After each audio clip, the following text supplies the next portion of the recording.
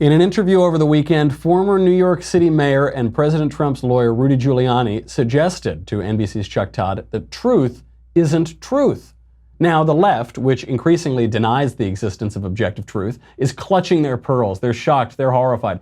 But we will explain what Mayor Giuliani meant and what truth means to Democrat politicians and operatives. Spoiler alert, it doesn't mean the truth.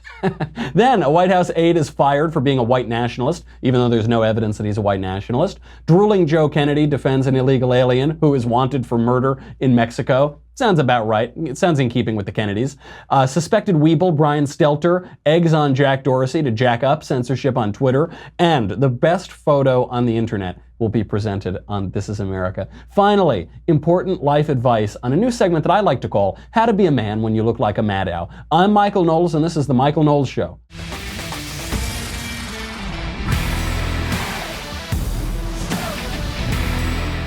We've got too much to get to today. Way too much to get to. So before we do any of that, look, if you're watching or listening to this show, the chances are you watch some pretty weird stuff on the internet, huh? You watch some things that probably you wouldn't want to get out. That's why I got to thank ExpressVPN, because you've got to protect your data and your information on the internet. All of the recent news about these big tech companies selling your data, they're testifying before Congress. Right now, if you just make an online purchase or simply access your email, you could put all of your private information at risk. And these days, with our insane political climate, I'm only half joking when I say your political information on the internet could really mess up your life or your reputation or your job or whatever. You're being tracked online by social media sites, marketing companies, and your mobile or internet provider. They don't have your best interests at heart, which is why you need to take back your privacy with ExpressVPN. It has easy-to-use apps that run seamlessly in the background of any computer, phone, or tablet. Turning it on takes one click. It secures and anonymizes your internet browsing by encrypting your data and hiding your IP address. You can protect yourself for less than $7 a month. I'm telling you, don't be a cheap idiot. It is $7 a month is like nothing, and the value is so great. You should not be browsing the internet without protecting your data. Do it with ExpressVPN. It works wonderfully, very well, $7 a month. By the way, don't say I never did nothing for you. Get 3 months free at expressvpn.com/Michael, M-I-C-H-A-E-L, EXPRESSVPN.com/Michael, M-I-C-H-A-E-L, 3 months free with a 1-year package, expressvpn.com/Michael to learn more. Let's get right into it. I want to talk about truth being truth because conservatives are getting this wrong. The left is especially getting this wrong. What is truth? Is truth truth? Mayor Giuliani, take it away.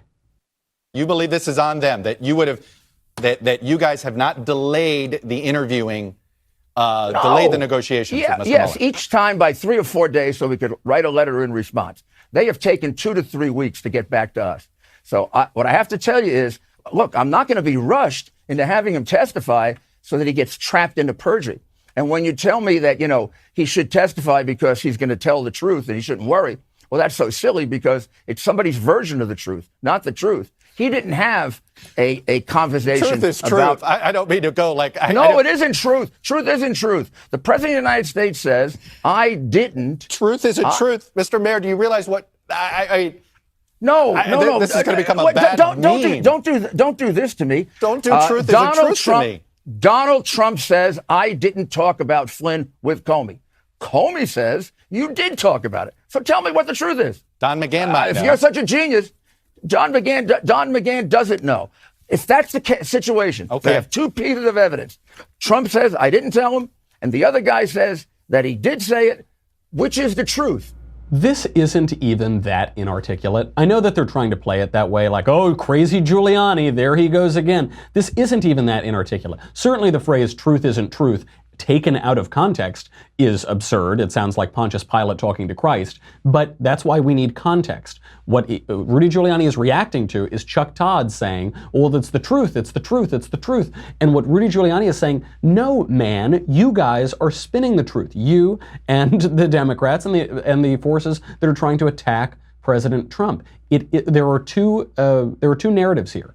And the question that Rudy Giuliani is asking is, Who is Mueller going to believe? His pal James Comey or President Trump? Where is the truth? Who's going to get hit with the truth? How are people going to bend the truth? How are the mainstream media going to bend the truth? That's what's happening. They're trying to turn Rudy Giuliani into Pontius Pilate or some Orwellian figure. This is absurd. Here's how you know this is absurd. Because the left denies objective truth. The left denies it these days. This is why the Daily Wire exists, is because we say that facts don't care about your feelings. Because the left says there's no such thing as objectivity. You had those teachers in Massachusetts just a couple of weeks ago. They said we're going to objectivity is a dangerous weapon against social justice. There is no objective truth. It's all subjective. It's all about feelings. The right is the group that says politics has to rely on objective facts and objective reality. And the left says, no, that's from your point of view. That's your white privilege. That's your invalidating our experiences. No, it's just interest groups butting up against one another. That is absurd. And what Rudy Giuliani is doing is calling attention to that absurdity and that abuse of truth. This isn't, I mean, they got him, right? This is an example of Chuck Todd having that gotcha moment, and that's the headline that is becoming a meme, just like Chuck Todd says. But the point that Rudy Giuliani is making is actually the opposite of that, and it's very important. It's an important point for him to be making, because in this case, the left is not interested in the truth.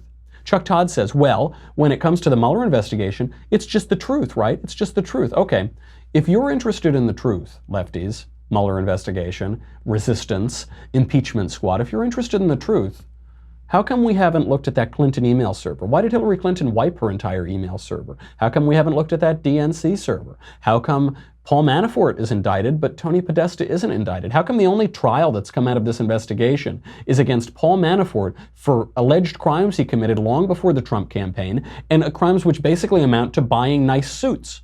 How come the 2016 election isn't being brought up in the trial of Paul Manafort? How come Donald Trump isn't being brought up? How come Russian interference in the election isn't being brought up? If you're so interested in truth, where are the investigations of the Democrats? Where's Tony Podesta, who worked with Paul Manafort? But Tony Podesta, he's a big Democrat. He's a big Democrat operative, so he doesn't get pulled in. Hillary Clinton, she gets off the hook. Hillary Clinton destroyed federal records, mishandled federal records, clearly engaged in pay to play, though I suppose we'll never have the proof for certain because she wiped her email server. Where are the investigations there? It's just the truth, right? Isn't it just the truth? No, the Democrats and the left here are not interested in the truth. They're interested in taking down Donald Trump, which is a great point that Rudy Giuliani is making. He's saying, no, the thing that you're calling the truth here, that's not the truth, which is why we have to be careful. What Chuck Todd is trying to do is lure the Trump legal defense, lure Giuliani, lure the president into playing a game on an honest playing field when they are playing dishonestly. They're saying, no, we'll treat you fairly. No, we'll treat you fairly. Well, we've treated you fairly so far, haven't we? There's no evidence of that. It's been horrifically unfair. It's gone on and on and on. It's extended well beyond its purview, well beyond its legitimate right to investigate. And we see no end in sight. Why would we play fairly? That's what he's talking about. And there are examples of this all over the place. The mainstream media are so complicit in this that we cannot, when they say, oh, it's just the truth, we should always be extraordinarily skeptical and not buy it for a second. Consider this story over the weekend of this illegal alien, Joel Orona Lara. So Joel Orona Lara, there was a big headline. Every mainstream media source covered this. Immigrations Enforcement, ICE, arrested a man, an immigrant or a man, while he was driving his pregnant wife to the hospital. Those monsters. They probably targeted him because his wife was pregnant. That's probably the implication of these articles, isn't it? That every headline, I mean, everywhere was New York Times, USA Today, Washington Post, everyone writing about how ICE targets man, arrests man while he was driving his poor pregnant wife to the hospital. Okay, that's the headline. They don't, by the way, they usually fail to mention that he's an illegal alien. He's not an undocumented immigrant. He's not a future American. He's not a dreamer, sleepwalker. I guess they're sleepwalkers. No, he's an illegal alien who clearly committed a crime. But that's not the best part. The best part is he's wanted for murder in Mexico. They've left that part out of it, didn't they? They left that part out of the reporting. So this guy, Joel Orona Lara, was, according to ICE, targeted and arrested because he's wanted for murder in Mexico. Here's Joe Kennedy III. He tweeted about this. He said, "There's heartless, and then there's whatever the hell this is. It's heartless, right? So you have the media put out the ostensibly true headline, man arrested driving wife to hospital. That is sort of true, but it's actually a lie because it leaves out the most important information, which is that he was wanted for murder in Mexico and that he's an illegal alien who broke our laws. So the statement on its own, out of context, that statement is true. In context, it's an utter lie. He says that, and so the mainstream media put that headline out there, and then the Democrat politician tweets it and says this is awful, and uses it as campaign fodder. And this is the cycle that they use, because they're working together, because the mainstream media are the communications wing of the Democratic Party. If you don't remember, by the way, Joe Kennedy, he's sort of a minor figure in politics. He was the guy who gave the response to the State of the Union address last year. Here is Joe Kennedy, just to jog your memory from that speech. Historia. Vamos a luchar por ustedes y no nos vamos a alejar. Vamos a alejar. Vamos, vamos, vamos. Not the best Spanish accent, not the best command of the language, but total pandering, right? Total pandering to the left. And they don't tell you that. They don't tell you that the guy was wanted for murder, according to ICE. The wife denies the charges. This is another headline that's going on. The wife denies the charges that this man is wanted for murder in Mexico. She denied the charges, by the way, in Spanish. This was noted in a couple of the reports. CBS News talked to her, and they said the woman in Spanish denied that her husband is a murderer. And this is good advice to illegal aliens. If illegal aliens want to avoid being arrested or deported or found targeted for crimes that they committed in Mexico, learn English. Learning English helps. This is a good thing. There's nothing racist about that. There's nothing bigoted about that. When you go to a country, you should know the language of that country, and you should make an effort to learn that language when you get there. Because consider the flip side of this. Consider how many illegal aliens there are in this country. I don't know if this man's wife is also an illegal alien, but consider all of the illegal aliens in this country who flout their illegality, who flout their crime, and are not arrested for it. I was at an event in Orange County. I went to see Ann Coulter down there, and there was a big protest by illegal aliens, and they had big shirts. They said, "I'm an illegal alien." Well, they didn't use that. They said, "I'm an undocumented future, whatever." And there were cops around there, and they didn't get arrested. Consider that, because the mainstream media and the Democrats are trying to paint this image that America's this heartless country ripping fathers away from their pregnant wives and yada, yada, yada.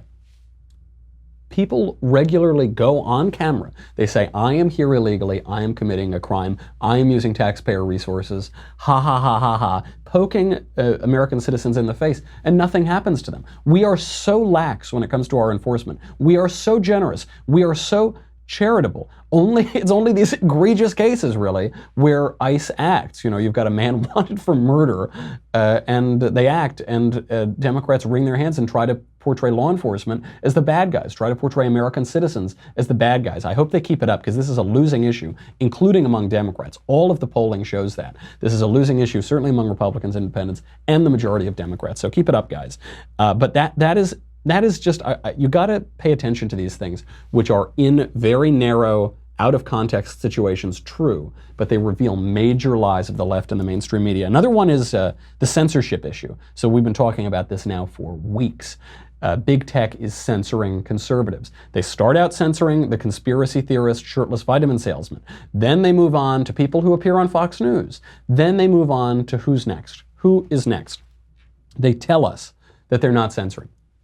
Jack Dorsey, the head of Twitter, says we're not censoring people based on their content. Here he is sitting down with suspected weeble Brian Stelter. Are we doing something according to political ideology or viewpoints? And we are not, period. We do not look at content with regards to political viewpoint or ideology. We look at behavior. And we use that behavior as a signal to add to relevance. We need to constantly show that we are not adding our own bias, which I fully admit is more left-leaning, and I think it's important to articulate our bias and to share it with people so that people understand us. But we need to remove all bias from how we act and our policies and our enforcement. People have these assumptions that you're out to get them or something. This guy, I feel bad comparing Brian Stelter to Weebles Wobble, but they don't fall down. That's not a nice thing to do. I really mean that. I'm sorry to do that. But he gets me so frustrated because there is Brian Stelter, pretending sanctimonious, high-minded Brian Stelter, and he is begging Jack Dorsey to censor conservatives.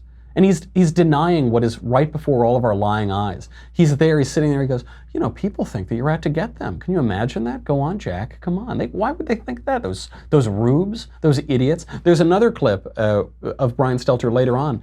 They're talking about the Alex Jones banning. And he says, well, you know, this and that and this and that. He goes, yeah, but Jones won't change his behavior, will he? He's not going to change his behavior. Huh? The implication being you should ban him. You should ban all of these people that I disagree with or whatever. And Jack, listen to what Jack said. It's pretty telling. He says, we don't look at content. We don't look at the political content of somebody. We look at behavior.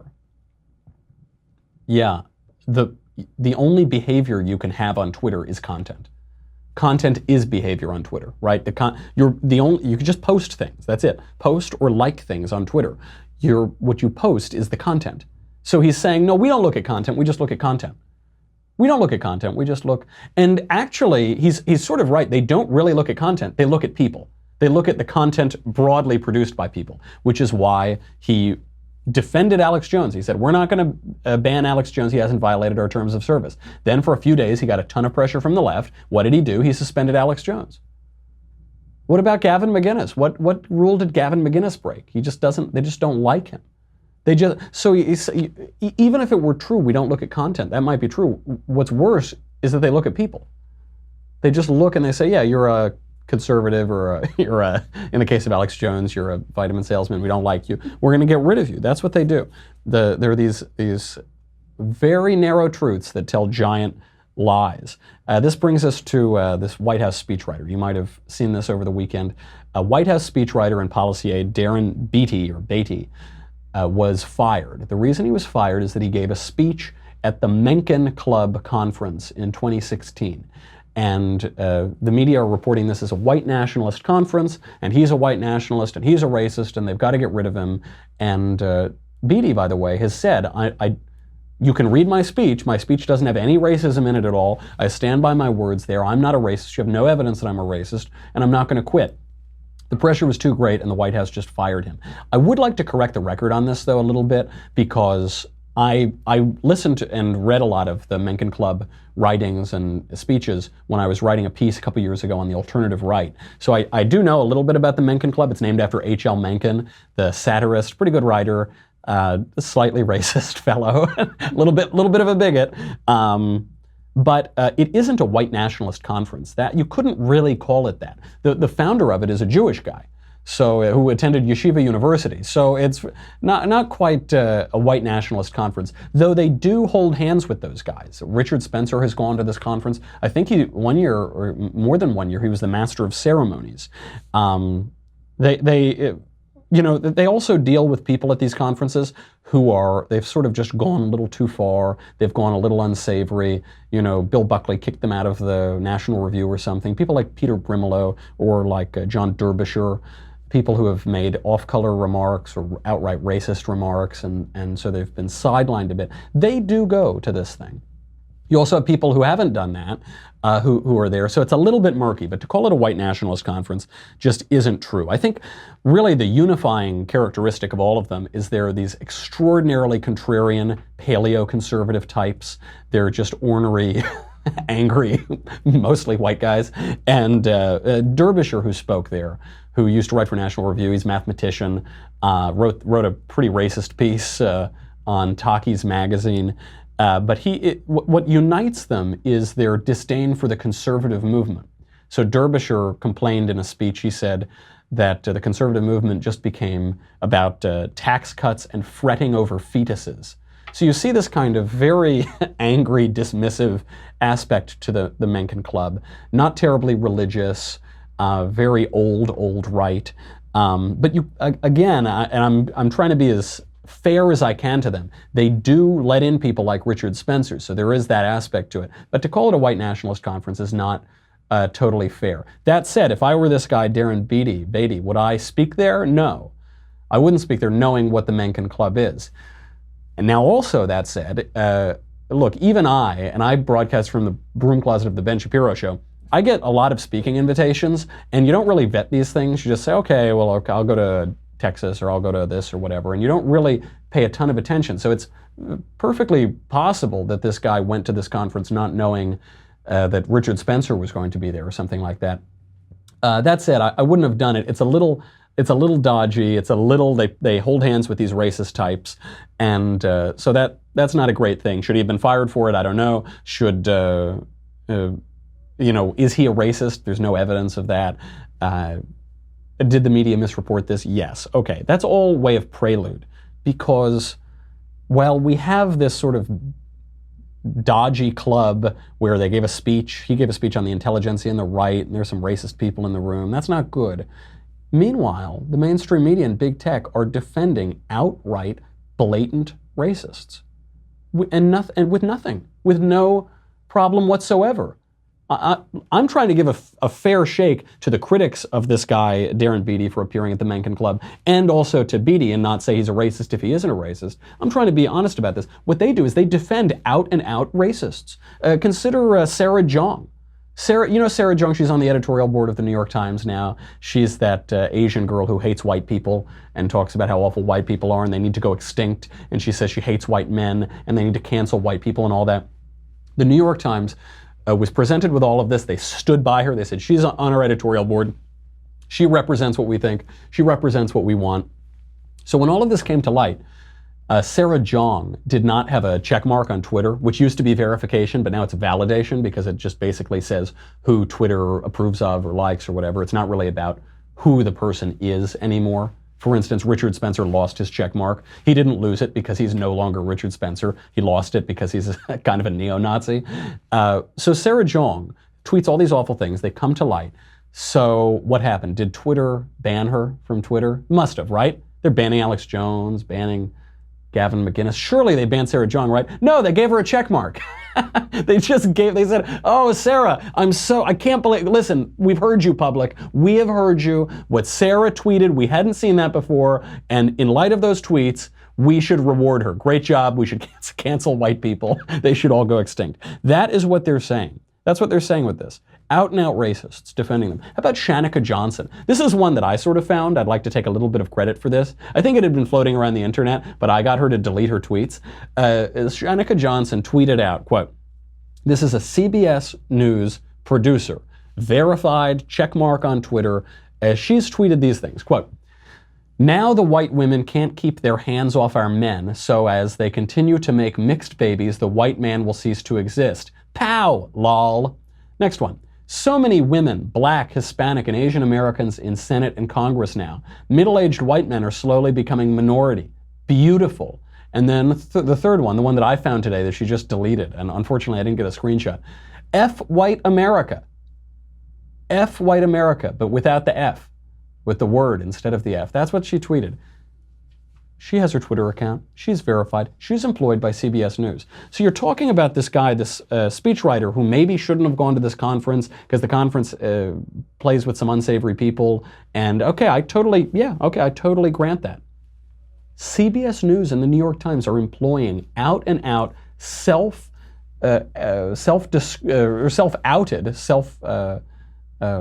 showing themselves to be what they are, racists. They're just out there. They're right out there. And there's no kickback for this. I've got to hurry, but we've got so much more to get to today. Another great example of the truth being hidden. Hidden like the frosting inside a cake is this version of Jack Phillips. This guy, you've heard this case of Jack Phillips. He's the baker who didn't want to cater a gay wedding, and so this gay couple sued him all the way up. It went up to the Supreme Court. State of Colorado said, you have to do it. Forget about your religion. No one cares about your religion. Goes all the way up to the Supreme Court, and the Supreme Court found that his First Amendment rights had been violated. His rights to speech and his right to religion have been violated by this political lobby that wants him to make gay wedding cakes. So the same day that the Supreme Court agreed to hear his case, another guy calls up and he says, I want you to make a cake which is blue on the inside and pink on the outside to celebrate my transition from being a man to a woman. I guess he's a man who thinks he's a woman and he's going to take hormones or mutilate himself or something to do that, and he wants Jack Phillips to participate in that celebration. So Phillips says, no, I don't want to do that, thank you very much. I don't specialize in those cakes and I'm not going to do it. And of course then he's being harassed by his government again. An obvious setup, right, of course. And the headlines are, Jack Phillips under fire again. God, what a bigot this guy is. As though Jack Phillips is the only baker in the state of Colorado. You know, this guy, man, is there no other cake shop in these states? I don't think it appears that way. So how does Late Night deal with this? He's obviously being targeted by these insane political activists on the left. They're trying to ruin his life. They've made him fire half his employees. He's lost 40% at least of his income. So how is this being played? How's this being joked about on Late Night? Jimmy Kimmel, take it away.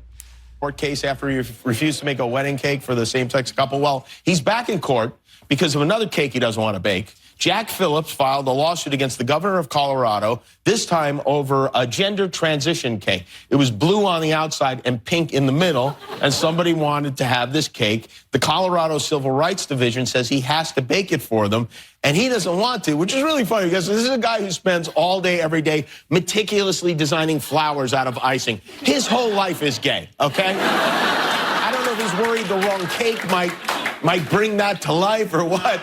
And I will add, this is Jack Phillips, the totally straight cake baker. You would think that someone who looks like the Reba McEntire version of Colonel Sanders would be more sympathetic to gender identity issues. He's gay, get it? Do you get it? He's gay, ha ha ha. It's funny to be gay, because according to Jimmy Kimmel, it's bad to be gay. That's why it's a joke, right? Because it's bad to be gay, and he's gay, ha ha ha ha ha. That's the joke. So this one I don't really get. Jimmy Kimmel keeps putting his foot in his mouth on this. He did this with Sean Hannity. He was arguing with Sean Hannity on Twitter, and he said, Hannity, you're gay. And then all of his fans said, wait a second, it's okay to be gay. I thought, Jimmy, you're on the left, and we on the left have been talking about how it's okay to be gay, and now you're saying it's bad to be gay. Doesn't quite make sense. It's such an easy joke, and but it's so bizarre, because if Jimmy Kimmel's whole premise is that it's gay marriage is a wonderful thing, and the state should force you to participate in gay weddings, and being a man who thinks you're a woman, and then you're going to make yourself look more like a woman, that's a great thing, and the state should force you to participate in those celebrations, then why would being gay be an insult? It doesn't really make a lot of sense, does it? But he does this all the time. And it's so cheap. I mean, why can't this baker just do his job? Can't he just go on with his life? Why is the left so insistent on forcing people to do what they say? Because that's the inherent nature of the left. It gets down to this: what's the truth? Truth isn't truth. Truth isn't truth. When there is objective truth, when people recognize truth, when they can speak openly about truth, they don't have to coerce you into following their desires. They don't have to coerce you into doing what they say they want to do, going along with their fantasies, because there's the truth and we can see the truth. But the left doesn't believe in the truth. The left denies objective reality. And so all they're left with is coercion. They're just left with, I want the world to be like this, so we all have to go along with that. And if you don't go along with that, I'm going to go into your business. I'm going to ruin your business, your livelihood, your reputation. I'm going to drag you through the courts. I'm going to drag you through legal proceedings for years and years and years. In the case of Jack Phillips, this has been going on since 2012. It's been going on for 6 years because the left denies the truth. And so they have to coerce you. They have to force you.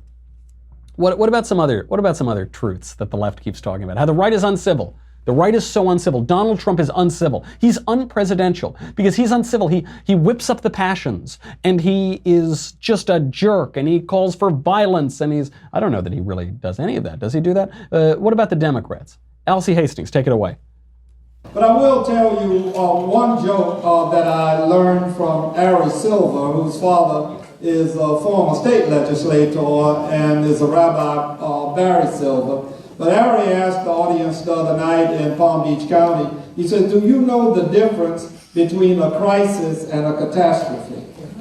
And no one held their hand, so Ari answered for us. He says, a crisis is if Donald Trump falls into the Potomac River and can't swim, and he says, and a catastrophe is anybody saves his ass.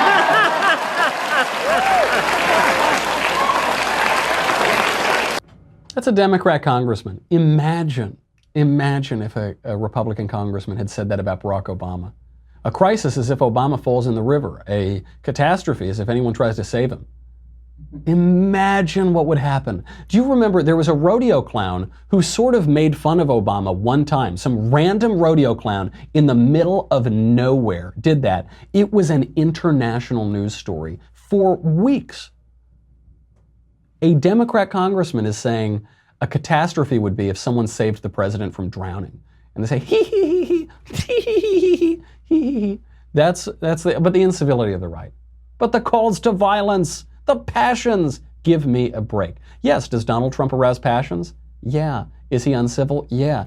Taken out of context, and just floating in the ether, that is a true statement. But in the context of this Democratic Party, of this left, which goes out there with billy clubs and beats up people for just trying to go see a Ben Shapiro speech or something, in that context, it's a lie. It's a total lie because it's the left pushing the violence and laughing at the violence and joking about the violence.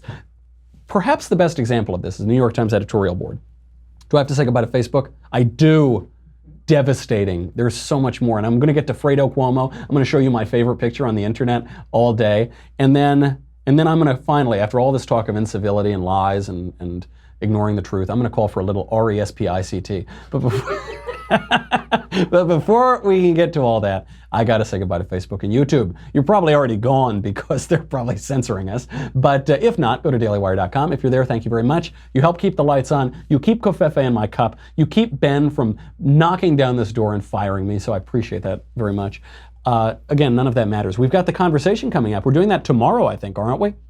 It's going to be tomorrow, I believe 5:30 Eastern, 2:30 Pacific. We'll clarify that for you, though. So you got to subscribe now so you can ask me all the questions you want. None of that matters. This is what matters. This right here, the Leftist Tears Tumblr. This is really, Oh, that's really good. It's the only way to survive these days because you've got the left questioning the truth. You've got Rudy Giuliani joking about this on TV. He says, well, you know, when it comes to you people, the truth isn't the truth. But let me drop a little truth on you. Those leftist tears are salty and delicious, and they're going to keep flowing. So make sure you get your Tumblr. We'll be right back. Go to dailywire.com.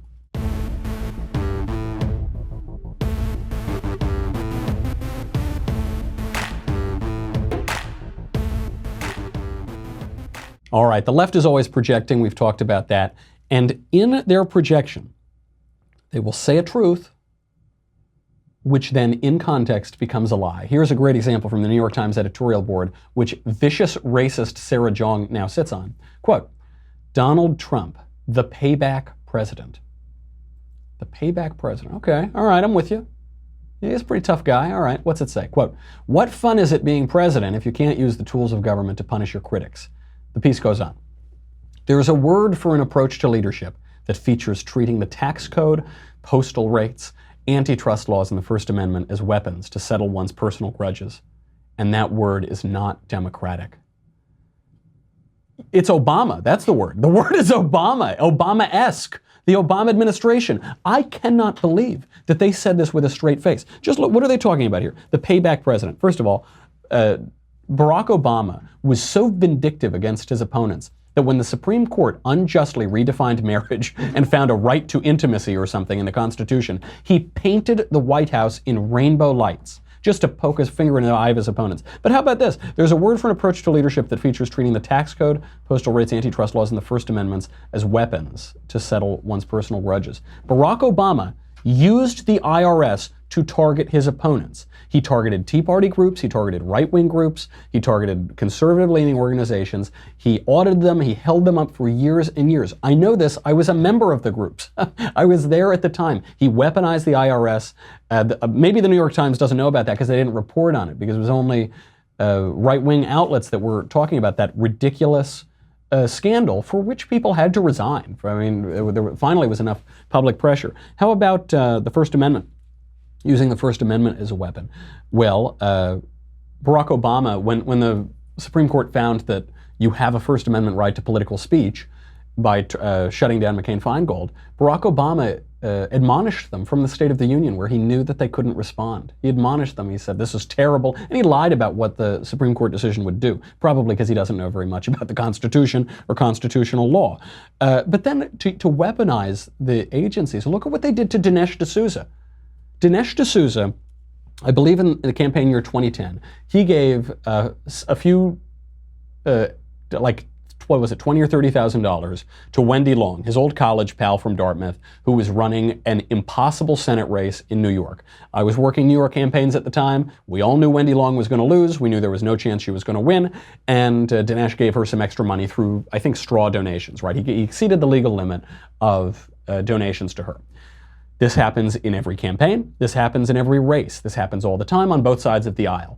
It is never prosecuted. Barack Obama's administration selectively prosecuted Dinesh D'Souza, and not only did they fine him for this, not only did they slap him on the wrist, they threw him in the slammer. They put him in a halfway house with murderers and rapists for 6 months. Insane.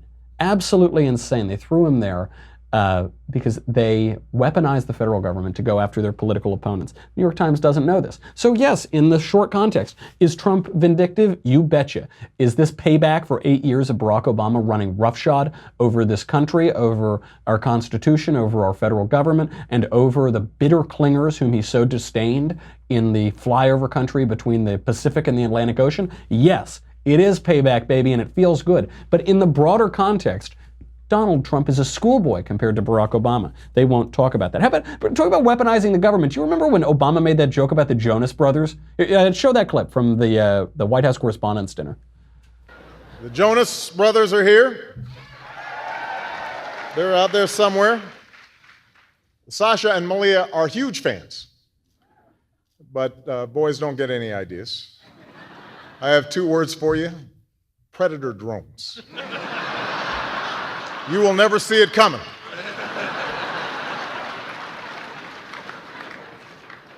You think I'm joking?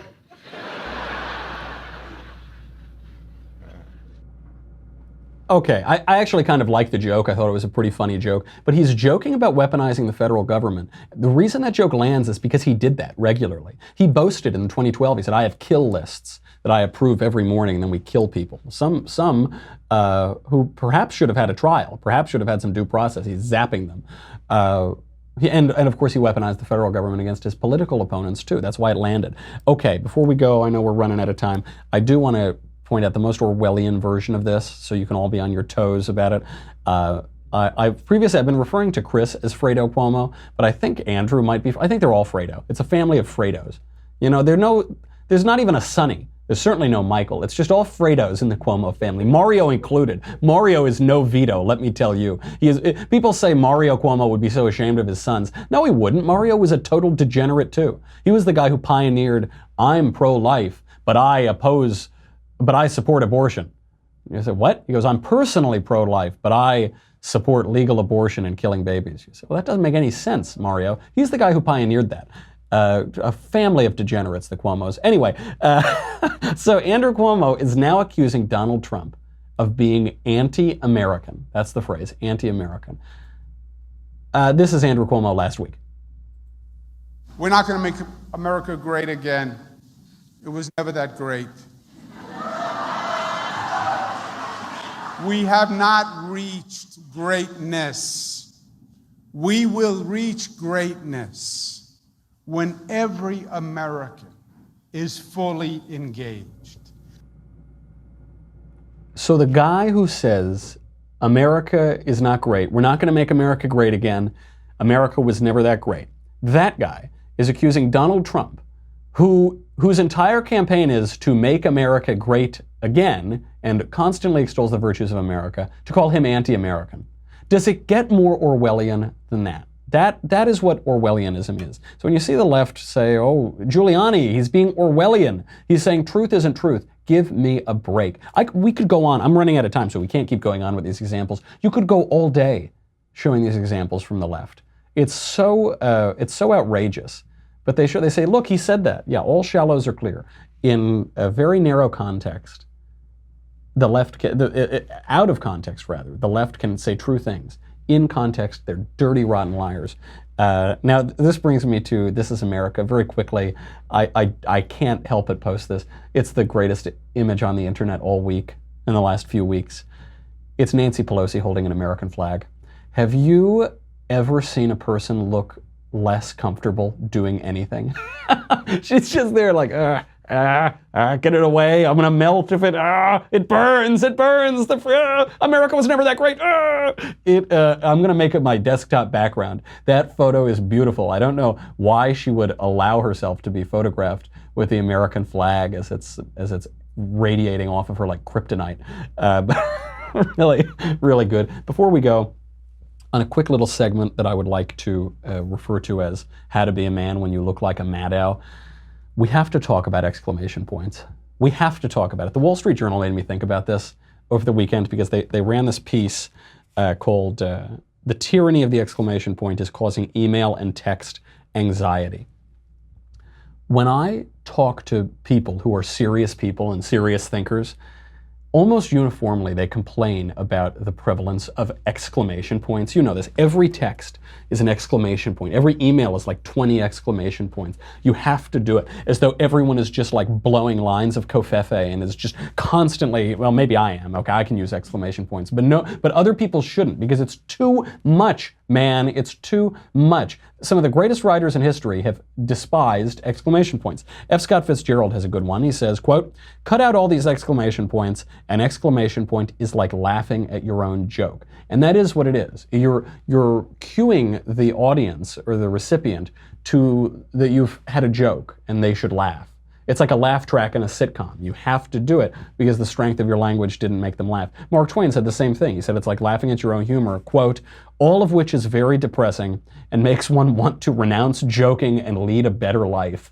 That is true. You get all these emails, and one thing I'll notice too, I'm as guilty of this as anybody. I use exclamation points in emails, and I have to stop doing it, and you should too. Because when you get an email from someone who doesn't use exclamation points, you just respect them more. Because you know that they're more serious, they're more confident. The use of exclamation points shows that you're not very confident in your joke or in your statement or in the relationship or whatever. It creates anxiety. What the Wall Street Journal is talking about is now, if you get an email without an exclamation point, you think, oh, am I getting fired? If the God King sends me an email and there aren't 15 exclamation points, then I know I'm fired. They're finally going to kick the door in. Ben is going to drag me out of here kicking and screaming. This gets back to this David McCullough line, which is that to write well is to think clearly, which is why it's so hard. If you are telling a joke or trying to convey something amusing or trying to exclaim something, trying to convey something particularly important in a particularly emphatic way, you should do it with words. You should use your words carefully. We don't use words very well anymore, and so now there are misspellings. We type in text speak and all of this, and we make up for that with this stupid punctuation and these exclamation points. Very unmanly. Take it from a guy like me, okay? I've got these horn-rimmed Rachel Maddow glasses on, you know. I'm not exactly a giant or an Olympian or something. I've got to find masculinity where I can access it. And this is one simple way that everybody can do it. To write well is to think clearly. Cut it out with those exclamation points. We'll all calm down. You know, one of the complaints about our civil society today is everyone's so worked up and frenzied all the time and, you know, crazy.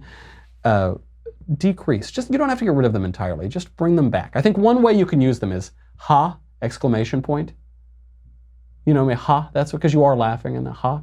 You know, or if you're trying to be sarcastic, you can use an exclamation point. But in your own earnest writing, just calm it down a little. I'm going to work to calm it down on Twitter, on email. Maybe you should too. We'll have a more relaxed, confident society, and we'll finally respect ourselves again. You know, so much of it is we don't really respect ourselves and our own ideas. And so in the words of my late friend Aretha Franklin, show some RESPICT. That's right. That's exactly right, Reverend Sharpton. You've got to respect yourself some more. Because, you know, the Journal made me think about it a little bit, but it's really you, Reverend Sharpton. You made me realize you've got to just respect yourself.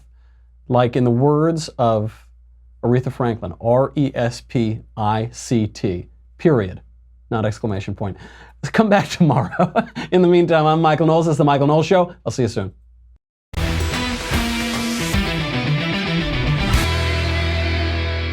The Michael Knowles Show is produced by Senia Villarreal, executive producer Jeremy Boring, senior producer Jonathan Hay, our supervising producer Mathis Glover, and our technical producer is Austin Stevens. Edited by Jim Nickel. Audio is mixed by Mike Coromina. Hair and makeup is by Jesua Olvera. The Michael Knowles Show is a Daily Wire Forward Publishing production. Copyright Forward Publishing 2018.